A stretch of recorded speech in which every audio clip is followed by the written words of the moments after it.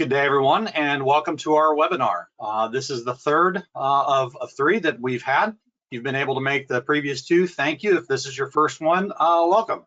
Again, my name is Mark Kinsey. I'm the U.S. Director of Sales. My background is I have a plant science degree from Purdue University out of the Botany and Plant Pathology Department, and the majority of my 25-year career has been involved with precision ag or digital agronomy, as it may be termed, in that space. So, Scott, would you like to introduce yourself? Certainly. My name is Scott McElveen. I live in North Carolina. I studied agricultural science for my master's degree at Missouri State University, where I weaseled my way into the microbiology department to do my thesis work. And I really enjoyed extension work as well. I don't enjoy the intentional or not moat of jargon that stops really good science from being understood by, the layman, the farmer, and so on. And so I really enjoy the work of translating really good, useful, practical science into the hands, into the minds of those who are out there practicing, doing the farming. So I'm really excited about this presentation today. And Mark, will you set us up? Yeah, so again, welcome. The fifth R. This conversation actually started, Scott, between you and I several months ago. I forget how it got started, but I remember we were kind of bantering back and forth about some different ideas and the 4 R's. Everybody's familiar with the right source, the right rate, the right time, and the right place. And you threw out on a Slack message of, well, what about the 5th R? And it kind of stuck. So that's what we're going to talk about today is the 5th R, better management across our macronutrients. We're going to focus on NP and K today. And with that, Scott, you want to kick us off? Certainly. With the 5th R, we're not trying to needlessly complicate what is already a difficult thing, crop nutrition. Rather, crop nutrition is difficult in part because we think we're overlooking an essential element to it. So let's start with a puzzle that many of us have faced. We test our soil, we get a recommendation for fertilizer to apply, we apply the fertilizer that's recommended. Some weeks later, we pull a tissue test and we find that the crop is, surprise, deficient. Well, where's the disconnect? Was the recommendation inadequate? Are the crop genetics not holding up, or is something more complicated happening beneath our feet? The reality is that the soil test will show us what's in the pantry, but not necessarily what's being served up for dinner. A soil test can lead us to think we've got a pretty simple math equation here. We've got an inert chemical system, when in fact, there's a whole system of transformations and exchanges between dirt, water, air, organisms, creatures, plants and otherwise. Nutrient availability depends on those creatures, on microbes, fungi, even earthworms to transport, transform, and unlock those elements. And so what we're going to talk about today is amplifying, excessively complexifying our understanding of nutrition so that we understand this dynamic living cycle. And if we can, we should be able to improve crop nutrient uptake, yields and quality, and also avoid preventable losses. And this is where efficiency, profit, and sustainability come into alignment. We're going to be talking today about the big 3, NP and K. So again, this is really important, an opportunity, as we go into fall. Our last segment talked about soil testing and the additional tools from traditional soil testing to Haney to bee crop farm and the bee crop technology. And so here we're going to get into the practical applications of going into fall of 25. How can we do something different in 26? What are the practical applications of soil biology to managing the big 3? Indeed. I'm about to switch to a diagram that looks like it came out of a textbook, but bear with me. You see, as I go to a nutrient cycle diagram, if I jump straight to the practical decision-making simplifications, many of you would say, now, wait a minute, how did you get here? What's the reasoning behind this? Is this legitimate? So I'm going to walk through the grounding. I'm going to walk through the rationale, the scientific basis beforehand, so that when we get to the simplifications, the decision-making tools, the tests and results to make your life easier, you'll know that you'll understand what's behind it. You'll understand it when we get there, and therefore be able to utilize and appreciate it much better. So nitrogen, it is 3 to 4% of our crops by mass. It is the most important nutrient by mass, but also in terms of, all right, amino acids, and therefore all proteins are made of it. Chlorophyll, the essential powerhouse of plant growth, depends on having nitrogen. Your energy transfer molecules like ATP, they have nitrogen in them. DNA, RNA, it is a vital and massively important. Crops need much of it. Some of them, like our legumes, are going to be able to utilize relationships with rhizobia to fix it from the atmosphere, but most will have to follow the route we're about to discuss. And by the way, many people think they don't use biologicals, but if you inoculate soybeans, you use biologicals. It's just when we're so used to, we don't think of it that way. So most other plants, this should say nitrates. Beg your pardon. This is nitrates. NO3 is nitrate. It is soluble. It is mobile. It is plant available. We assess this with a soil fertility test. And this is the dominant form that almost all crops are going to be taking up throughout the season. There's another plant available form, ammonium, which is not the dominant form plants take up, despite the fact that it's more energetically advantageous to a crop to take it up. So they take up ammonium, they can immediately start incorporating it into amino acids and proteins. However, as soon as you've got ammonium in soil, there's a group of microbes that are extremely responsive and immediately start exploiting that as an energy source and oxidizing it into nitrate. And those are called nitrifying bacteria. And these are areas. Our soil test is going to look at our nitrates and ammonium, our soluble inorganic nitrogen, but it is not able to look at these transformation processes. And so DNA is our lens to look into these processes, into the capacity of our soil to bring about this transformation. We look at those as well as loss pathways like denitrification. If you've got a whole bunch of nitrate floating around in the system, then organisms like denitrifiers, as soon as there's pockets of low oxygen or a big rain event or compaction leading to low oxygen, they will start gassing your fertilizer investment off into the atmosphere as nitrogen gas. We can assess that potential loss pathway with DNA. Some of your nitrogen in the system is in an organic form. It's in organic matter, crop residue, manures, and that is not in a form that your plant can take up until decomposers break it down into the ammonium and then further downstream the nitrate form. There are some amino acids that plants can take up. It's still going to be a very small fraction of what gets taken up throughout the season, a small fraction of total nitrogen in the plant. And then there are also nitrogen fixing soil bacteria that release nitrogen into the ammonium category. Ultimately, what do we care about? We care about what gets into the plant as assessed by a tissue test. There are a handful of other pathways that aren't even mentioned in this diagram, which are relevant to our conversation. One, nitrates can be turned back into ammonium, a biological process. Two, leaching, not a biological process. This just happens if, see, our nitrates, they're negatively charged, right? Oh, shouldn't we at the top? Nitrates are negatively charged, so they don't bind to the soil particles. They don't bind to clays.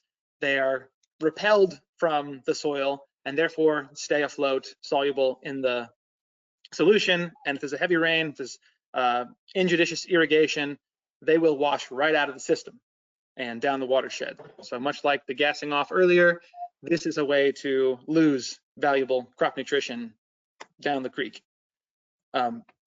Mark, you had some Iowa situations. Yeah, I mean, so this is when you think about nitrogen loss, these are the concerns of being washed down the Mississippi River, the Des Moines, Iowa watershed. There's a whole host of things that come into play with nitrates and the leaching of coming out of our system and getting into a system where they are not beneficial or used or become a problem. So yeah, that would be leaching. There was a 2020 review on nitrogen use efficiency by Anas et al., and they reported that nitrogen use efficiency varies from 30 to 53%, which means losing up to 70% of available nitrogen across any given season. That's represents millions of dollars of crop nutrients that we would much rather be getting into the crop. So if you've got excess nitrate in the system, we would rather lock it down in a form that's going to remain in the system than we would have it leach from the system. Well, microbes can have our back there by immobilizing nitrates, which just means locking it up in their own biomass. They use it to make proteins. They use it to make DNA. They use it to make enzymes. That's immobilization. Immobilization just means lock it up. It's floating around. It's mobile. Immobilize it. Lock it down. The negative side of this is your crop can't get a hold of it when it's in a microbial cell, with the exception of rhizophagy. I'll briefly touch on that. But the benefit is it's not leaving the system. It's not washing down river or going up into the atmosphere. This can be remineralized. This nitrogen is remineralized through predation. Here's some nematodes that will consume the organisms, or through their natural life cycle and death. I'm hoping in a few years in the future, we'll know enough to have this line directly from microbes to plants through the rhizophagy cycle. At the moment, I'm not incorporating it that much just because it's still in its kind of adolescence scientifically. It's still being further studied. We're not sure what fraction, what portion of crop nutrition is attributable to that process. So, right source, right rate, right timing, right placement. Why might we see discrepancies from field to field that we check all the boxes. We do everything right in terms of the 4 R's. I hope it's clear now that there's a missing element to the system that's relevant to which crops are taken from the pantry, and sorry, not crops, which nutrients are coming out of the pantry and served up on a plate to the crop. Yeah, so think about this for crop consultants or folks that use a lot of precision ag tools or look at a lot of yield maps and stuff. This is where you've gone out and let's say we have a flat applied nitrogen, and we've gone and looked and we're running some analytics of what's going on in the field and why is yield going up or down.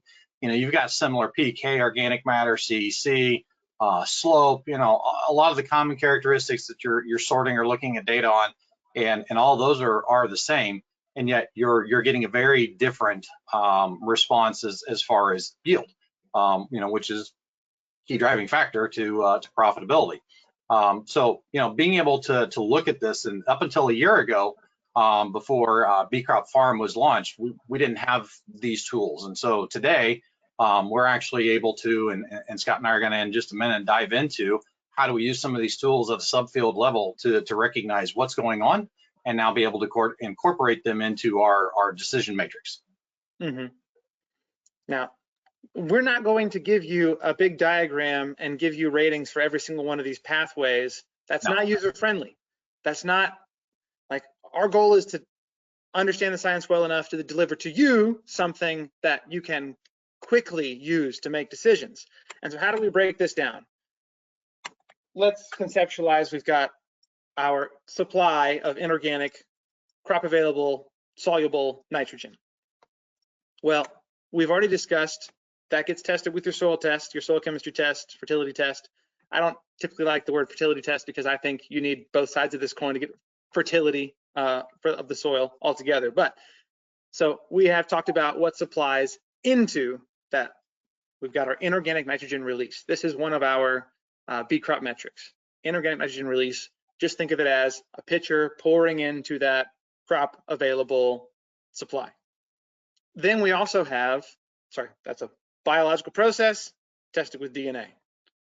We also have the straw, because the crop is not the only organism that wants some of that nitrogen. Microbes also want and need that nitrogen, and so they're also drawing from the system. Cheers. It's a biological process. It's that immobilization. We call it inorganic nitrogen consumption. We test it with DNA. That can be a small straw. You can have a little bit of demand for nitrogen, or it can be a big fat smoothie straw. You can have intense demand for nitrogen from the microbiome. So in rough terms, if we take our supply of inorganic nitrogen and we subtract it, it's not direct arithmetic, it's more complex than that, but in general terms, subtract the demand from the microbiome for soluble nitrogen, and we end up with our inorganic nitrogen pipeline. Why do I say pipeline? This is something to always remember when you're using a DNA test. DNA measures the ability of organisms to do something, not the immediacy of what they're doing in this instant. And so we think of this as the size of the pathway that you could move nutrients through. So you can have a small pathway for supplying nutrients, and you can have a big, fat, gaping pipeline that can supply as much nutrition as you want to apply for your crop to get. Another way to look at it would be traffic. You can have a 5-lane highway, and each of these cars is a nitrate or an ammonium, or just think of it as an atom of nitrogen. How many cars can you fit down your highway? Do you have a highway that can accommodate a bunch of the cars? Or do you have a small 1-lane highway where you're applying a bunch of fertilizer, but you can't move it? You can't get it to where and in the form it needs to be. We've all been to like a concert or a football game where at the end, everybody's trying to leave the parking lot at once, and the roads weren't built around the stadium to accommodate that level of traffic. And so you get bottlenecks, you get traffic gets choked. Mark, any comments about the metaphor there at all? No, I think it's a great use. I mean, again, you think about the title, the 5th R, we maybe talked about the right place, right rate, right time, all this and that. But again, to your point, if we don't have the right cyclers, if we don't have the right biology, it's really up in the air in some forms of what's actually going to happen with that application. Mm-hmm. Yeah, suppose we hit a window of peak demand. We just have a 1-lane highway or a 1-lane, steep street. We can't get the crop what it needs at the rate it needs it. So let's break it down by 4 rough possibilities. We could have high supply, high inorganic nitrogen release, or we could have low inorganic nitrogen release.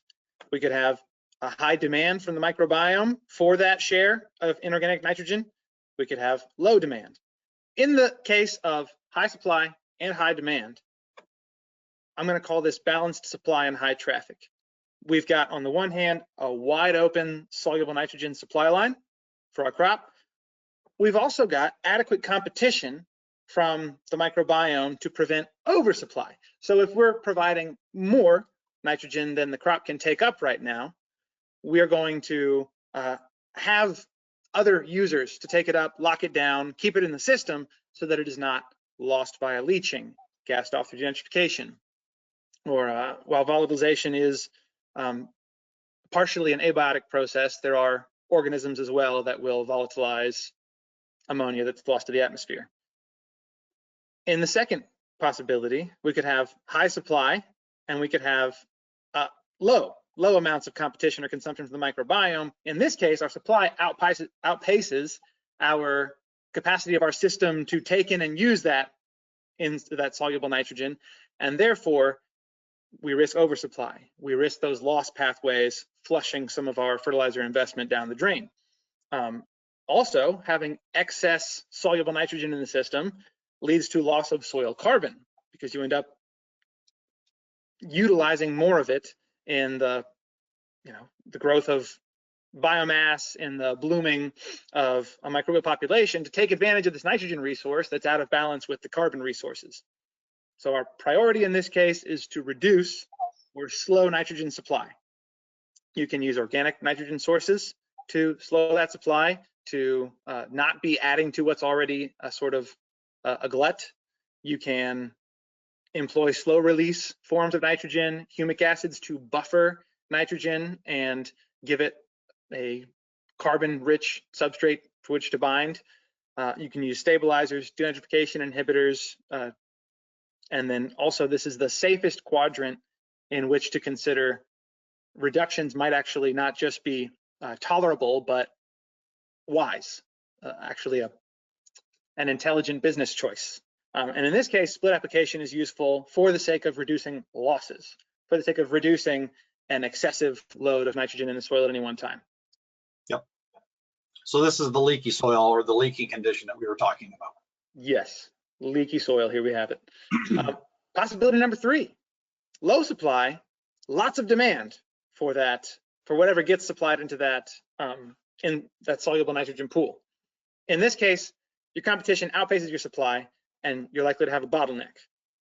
So you have few lanes on the highway, and you have a lot of demand for the nitrogen in the system.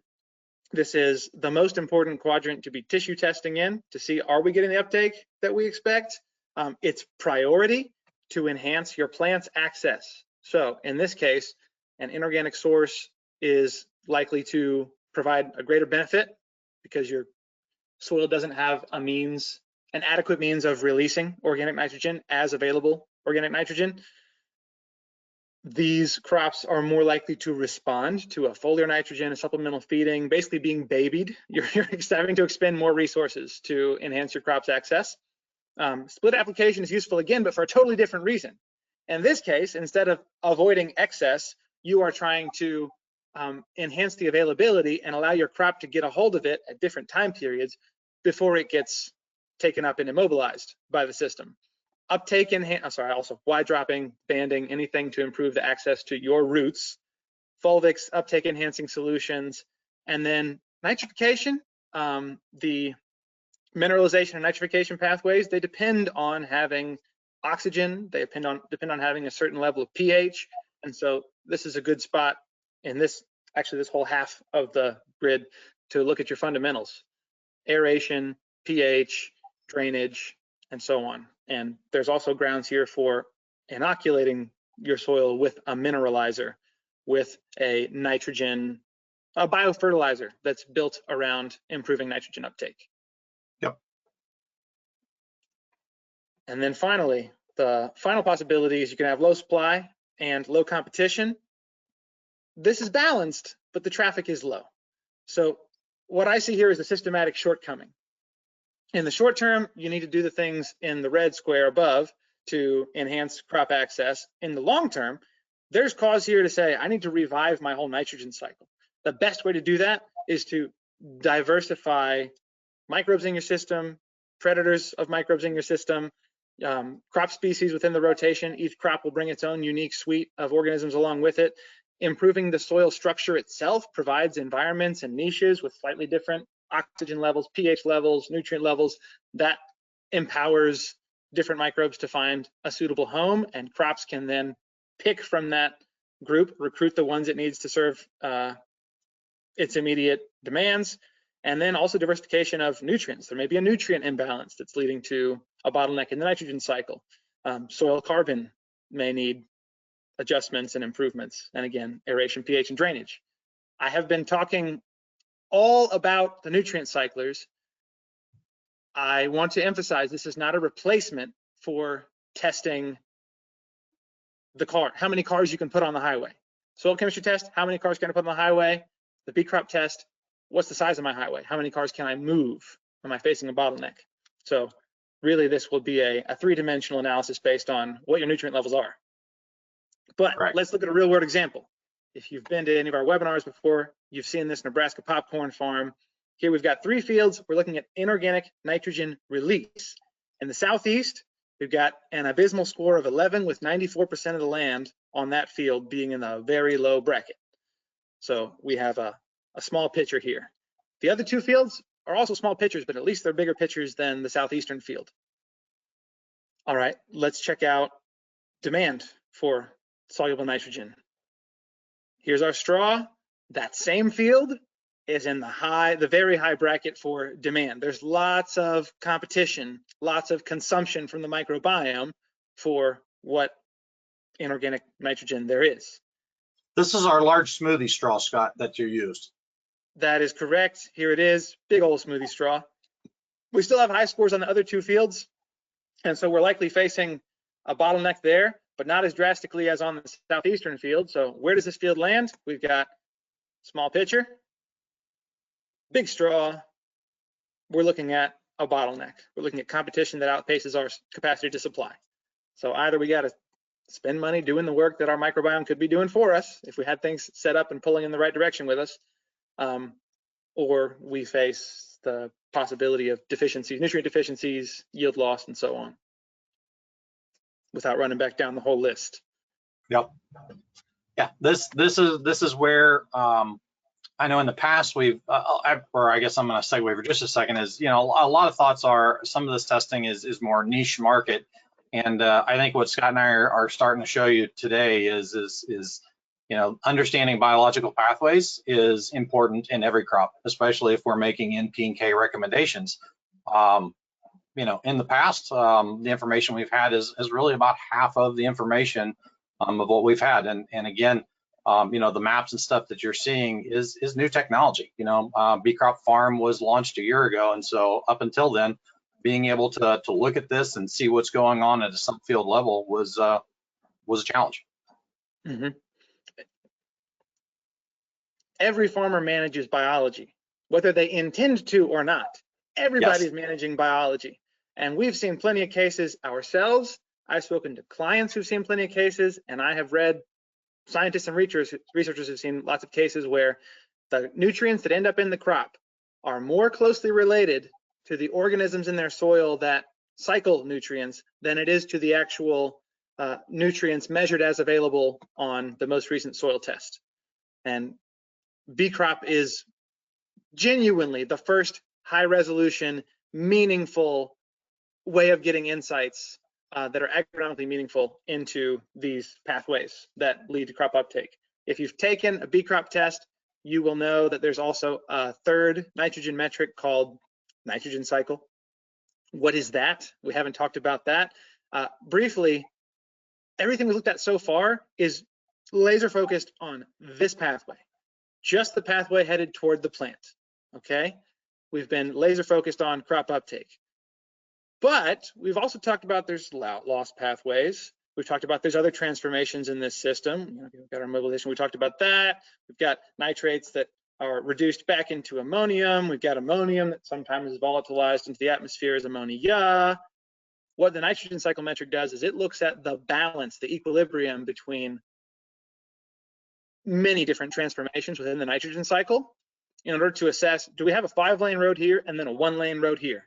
Do we have 3 lanes here and then like a blocked alley here? We look for balance, for equilibrium, to see, is nitrogen stable in the system or is it unstable in the system? Is it likely to get, a glut in one part of the cycle and then a scarcity in another part? Is it likely to,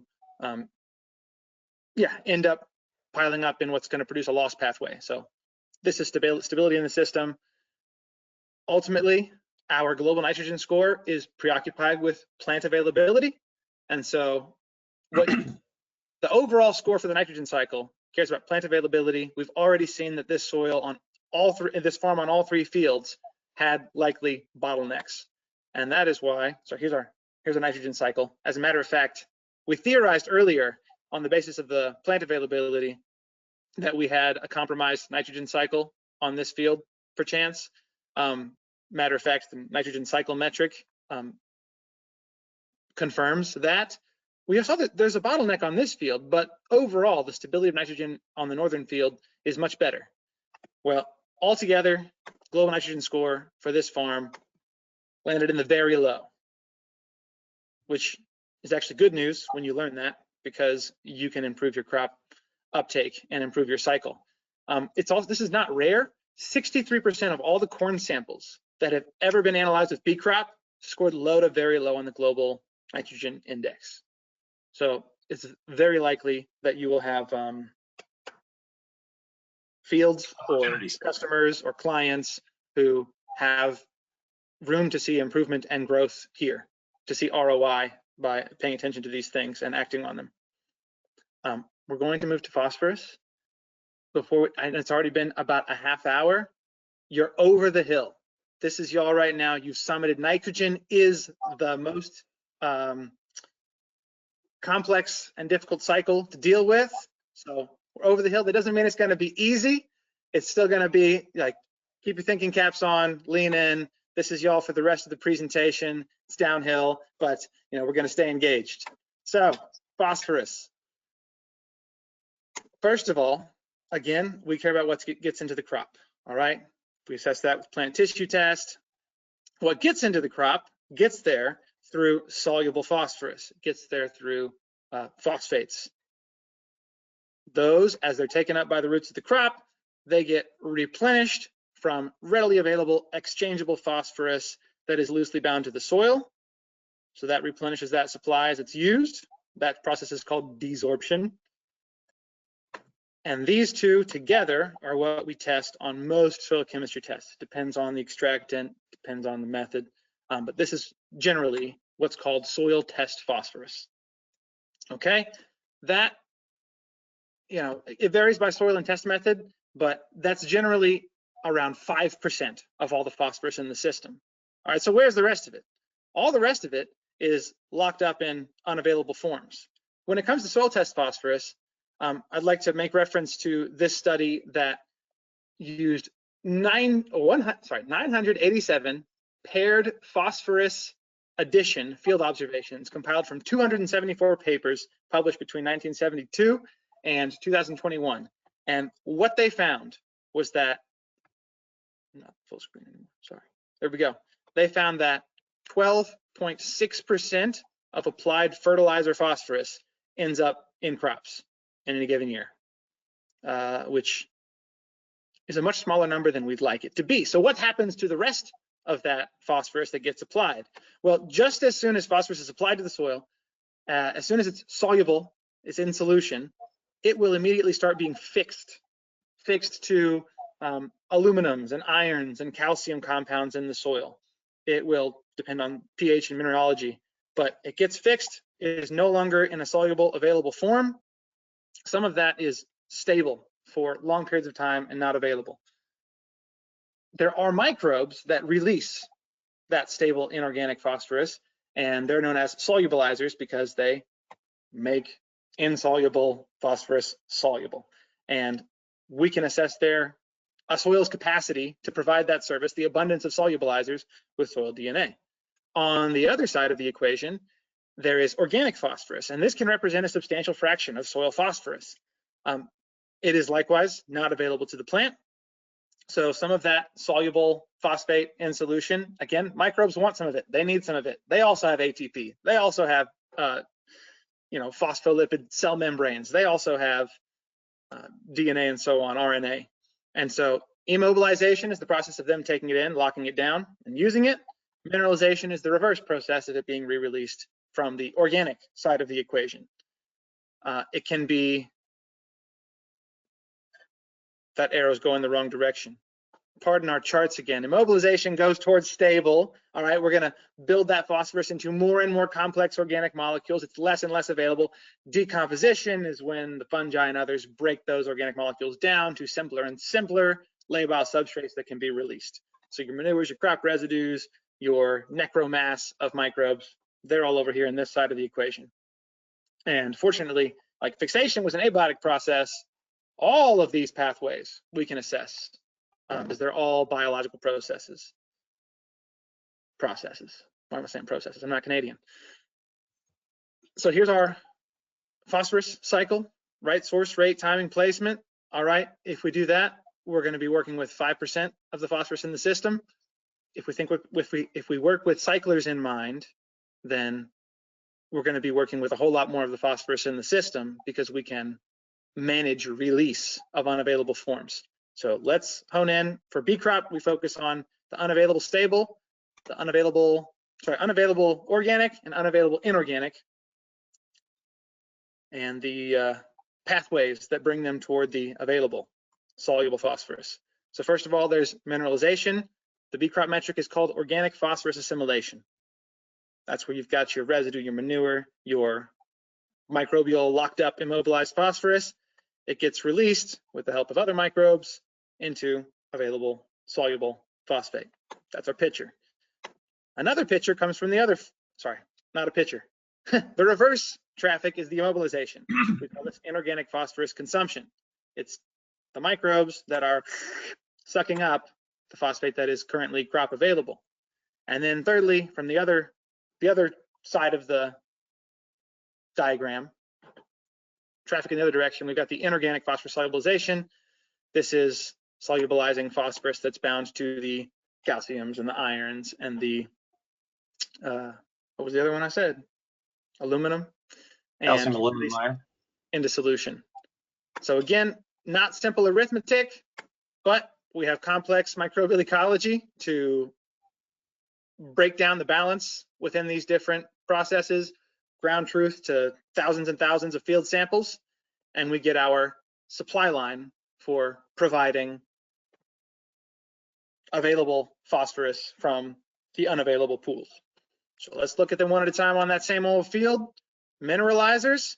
All right, we've got a pretty good load. You know, there's room to grow, but I'm personally satisfied with our ability to, if we have an organic phosphorus source, we have the organisms that can break down and release it.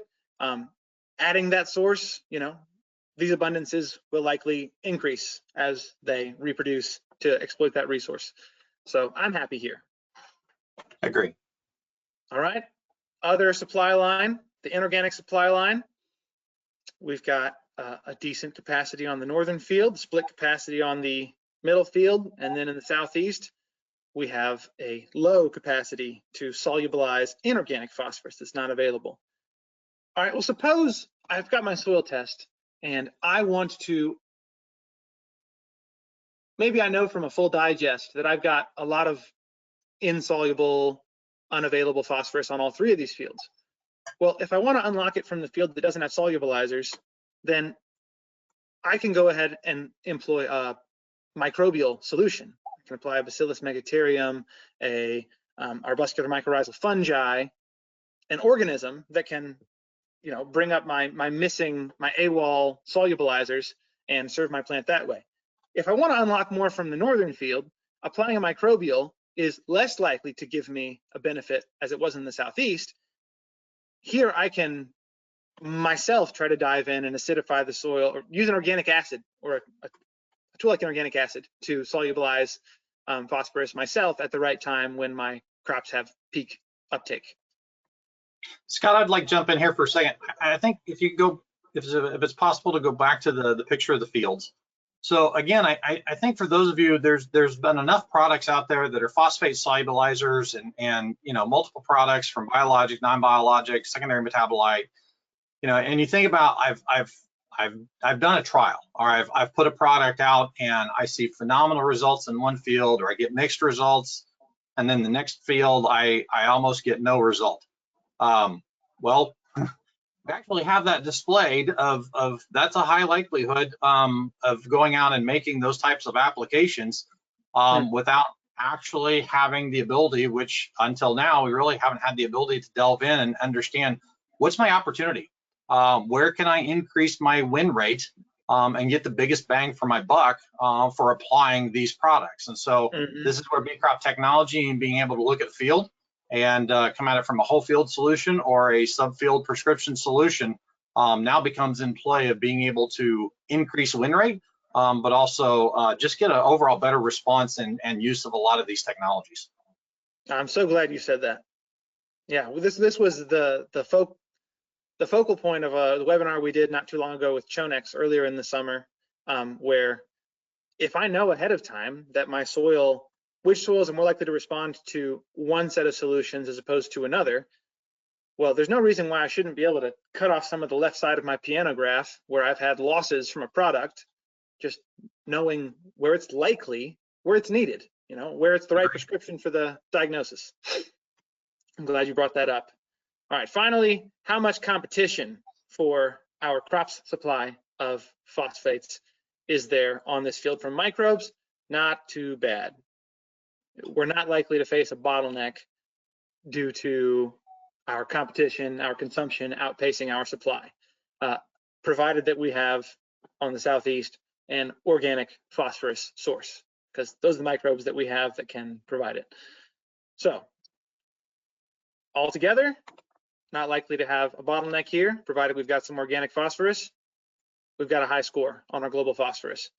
40% of global high score, but we also have the opportunity for improvement as well. That's the key thing from a management, from a crop consultant, our retail partners.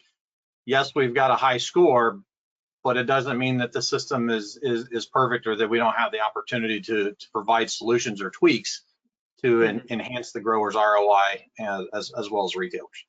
And we can certainly see if we're not employing an organic phosphorus, don't have organic phosphorus in the system, at least the southeastern field, it does need some attention because it doesn't have a release valve for unavailable inorganic phosphorus. The situation globally is not as bad with phosphorus as it is for nitrogen in terms of biological nutrient cyclers.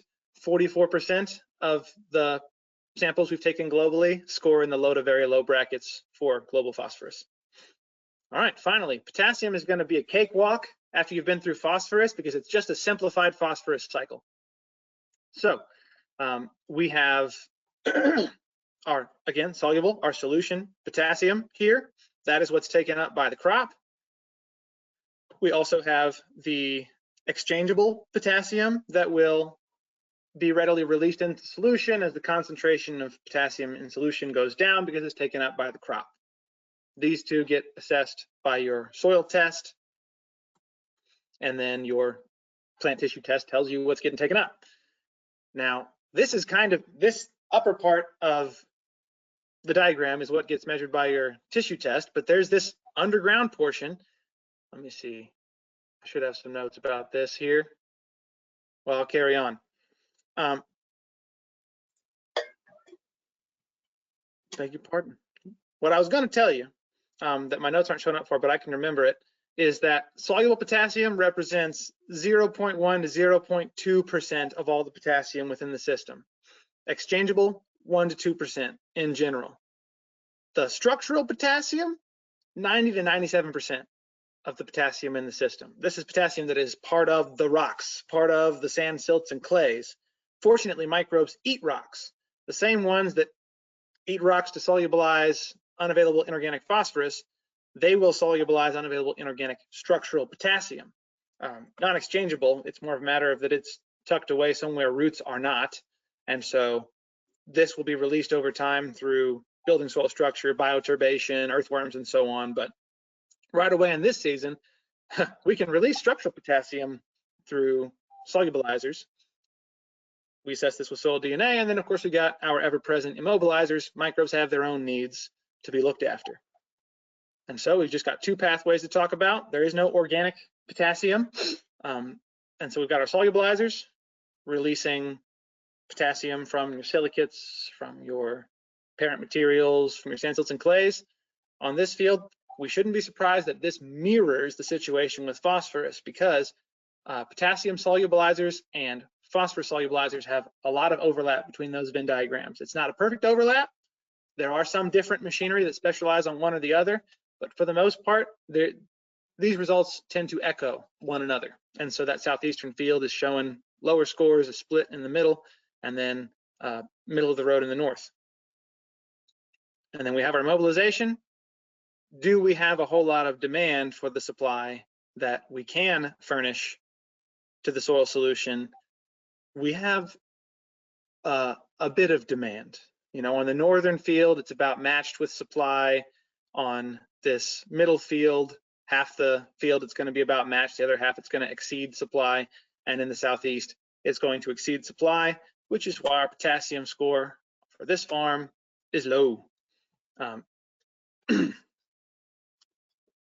That's nitrogen, phosphorus, and potassium cyclers 101 and how B crop measures them and how you can use them. I didn't create decision grids for all three nutrients, but it's pitcher and straw. So if you understand the decision grid for nitrogen, you can understand the decision grid for phosphorus and potassium as well. Potassium just having, or phosphorus just having two different axes for releasing organic and releasing inorganic. Mark, any thoughts? Yeah, my final thought before we get to questions is, again, thank you everybody for joining in this series, and you know, this, I hope the discussion we've had today kind of opens some eyes and shares some insights of how this technology applies on a broad acre.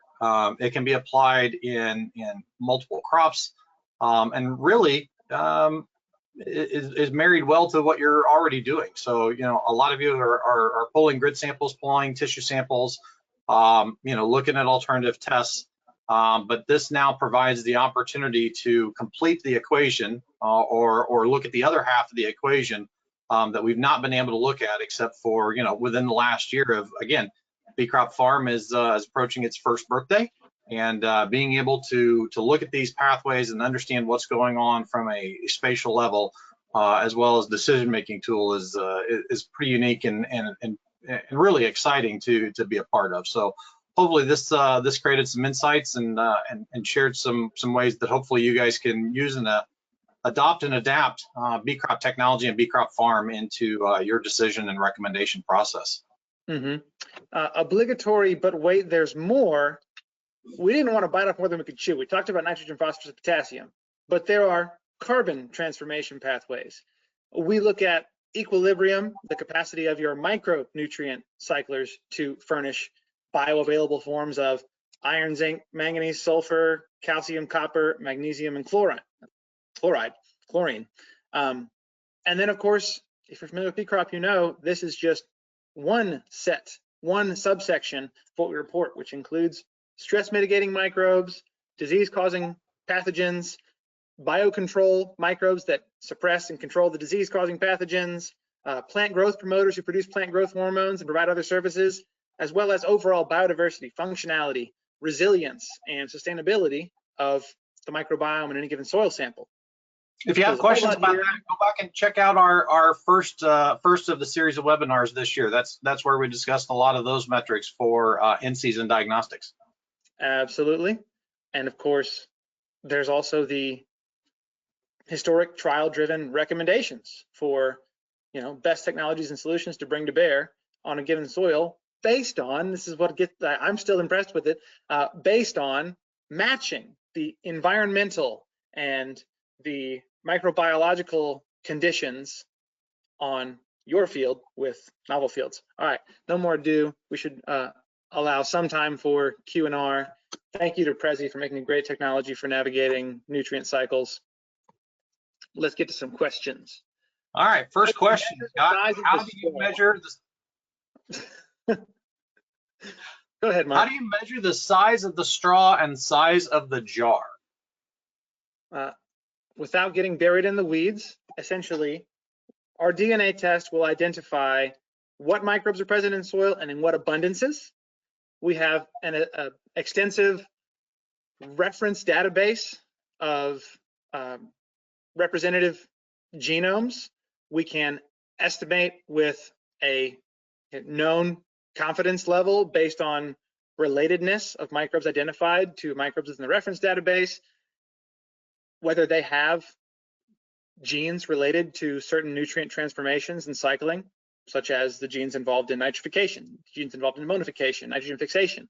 And therefore, we can understand the load, the abundance of organisms within the soil that have these capacities, so that if that resource is present for them to exploit, they can produce that transformation in soil.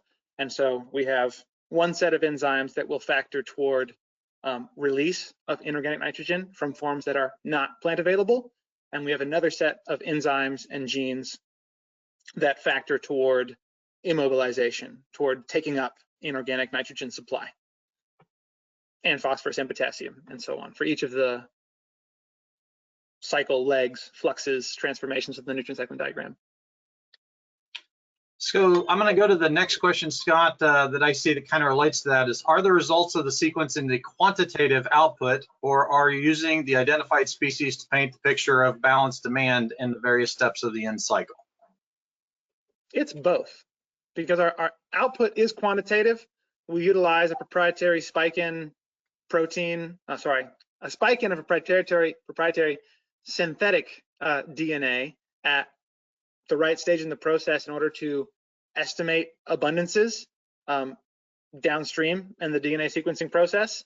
And so we do have a strong indication of the numbers of these organisms and therefore the load of these genes that they can bring to bear on the nutrients in the soil. It is also, let's see, paint a picture of balance and demand. I'd say yes, we paint a picture of balance and demand, but that is also based on the quantitative data that we have gathered.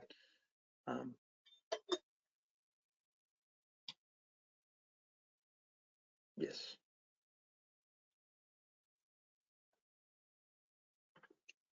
Let's see, Mark, I kind of like this question. You don't speak about mineral interactions, how vital trace elements are for some key nitrogen, phosphorus, potassium absorption.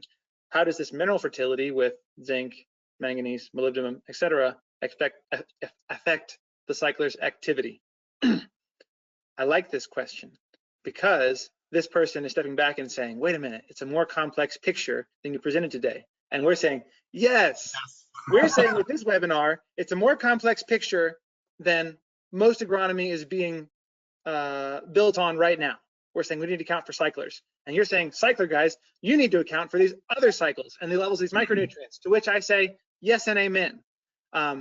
So we're going to walk, jog, run. Of course, I just showed there toward the end that we do report on the balance, the capacity of each of the micronutrient cyclers to supply bioavailable nutrients in those pathways. And so in a sense, yes, you are going to take your nitrogen, phosphorus, and potassium results in tandem with the micronutrient findings. Our use of AI for product recommendations is accounting for the relationships between each of the B crop metrics and pathways. And so that is accounted for, at least as far as the trial analysis and therefore the product recommendations are concerned.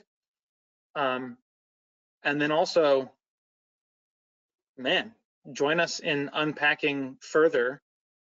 As far as I understand it, that's still a frontier, even scientifically, understanding precisely what levels of which nutrients in which forms are presenting bottlenecks for nutrient cycler activity and so on.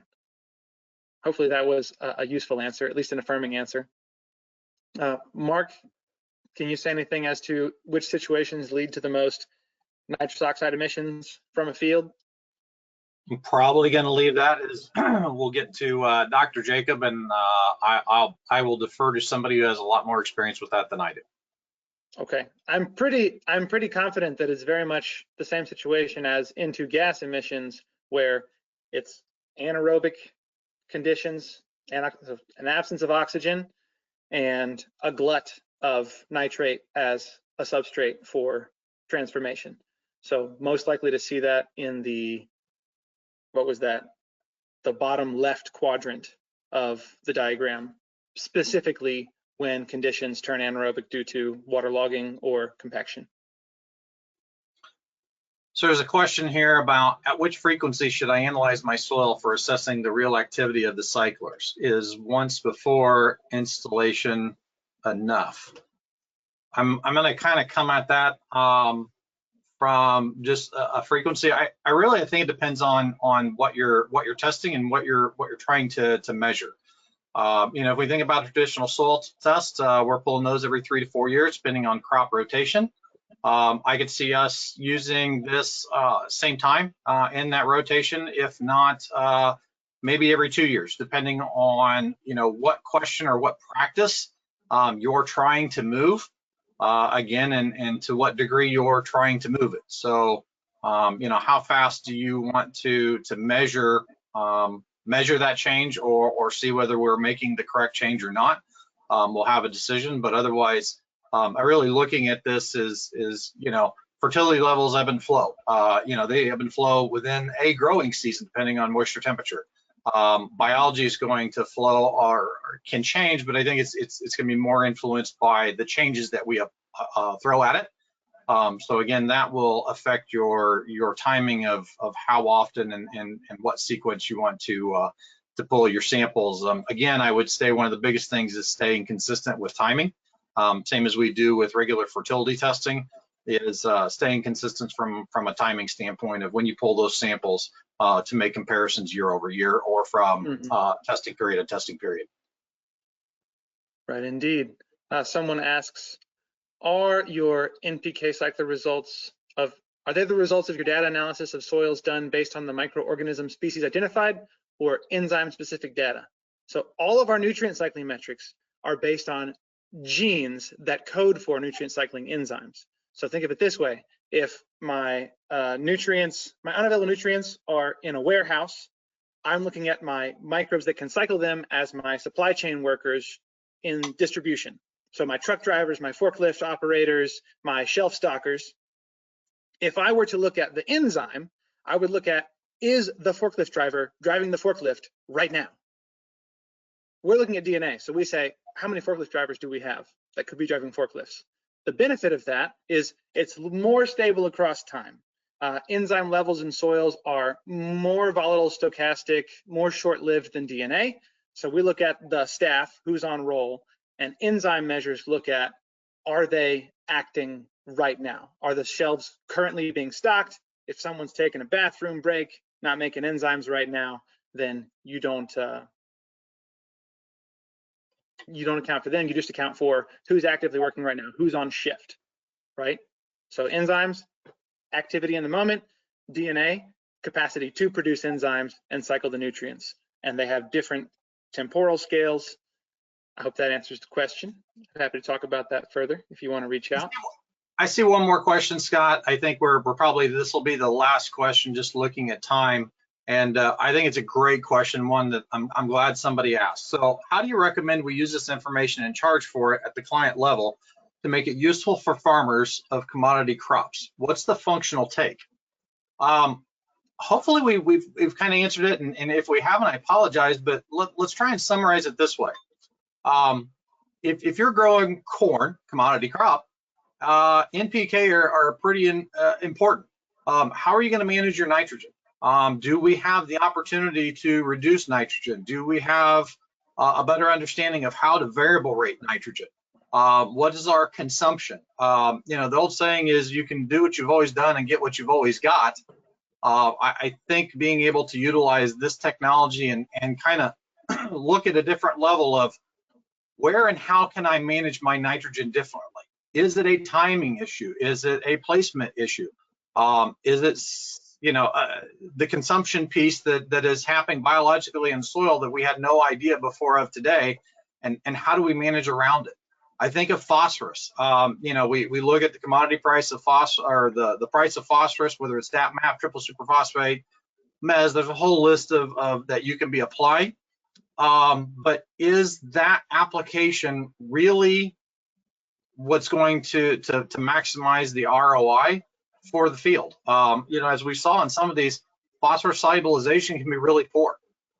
If you've got soil test results and they're adequate or even high, and we're not getting the response, is the application of more fertilizer is not the answer. There's something else that's going on in the system that is degrading, and ignoring the micros. I fully understand all the interactions in there, but just focusing on NP and K. I think being able to change the conversation and the use of products, instead of, I'm going to go apply, 300 pounds of 92330 because that's what grandpa did and that's what dad did. I think being able to delve into how am I going to change my phosphorus recommendation this year based on all the available metrics and information that I have, and how do I change that recommendation from field to field, and how do I also change it from acre to acre? We now have the ability to make that recommendation at a subfield level to make the tweaks that we've never been able to do. So I think between NP and K, of incorporating the B-Crop technology into how and what recommendations are we going to make, timing, source, are we going to use a lot of biologic and non-biologic, secondary metabolite product?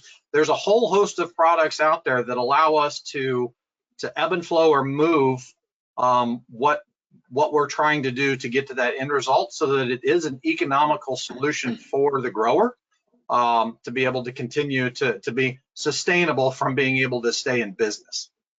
Mm-hmm. Remembering too that it comes with disease risk and being able to more preventatively manage disease, because Sure. disease reactively is expensive. So that too contributes to at least the ROI portion of that question. Yep.